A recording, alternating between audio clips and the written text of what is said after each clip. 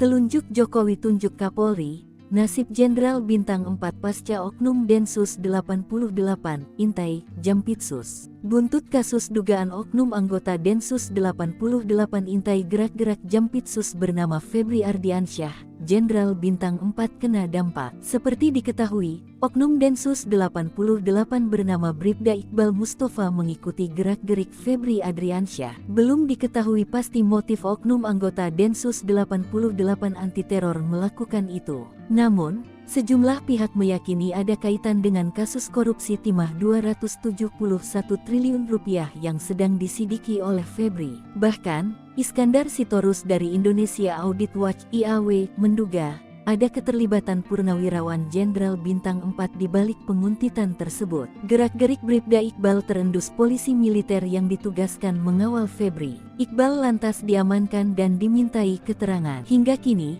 pihak Polri maupun Kejaksaan Agung belum mengeluarkan pernyataan resmi terkait peristiwa tersebut. Namun, Jenderal Listio Sigit dan Burhanuddin sama-sama memberi isyarat bahwa hubungan antara Polri dan Kejaksaan Agung baik-baik saja. Hal ini terlihat dari pertemuan mereka saat menghadiri acara Sistem Pemerintahan Berbasis Elektronik (SPBE) Summit 2024 dan peluncuran GovTech Indonesia di Istana Negara, Jakarta, Senin pagi. Buntut dari peristiwa oknum Densus 88 menguntit Jampitsus, Presiden Joko Widodo turun tangan. Mengutip Kompas.com, Presiden Joko Widodo mengaku sudah memanggil Kapolri Jenderal Polisi Listio Sigit Prabowo. Orang nomor 1 di Indonesia itu juga memanggil Jaksa Agung ST Burhanuddin di waktu bersamaan. Ia meminta masalah tersebut ditanyakan langsung kepada Kapolri sambil menunjuk Listio yang hanya terpaut puluhan sentimeter dari tempatnya berdiri.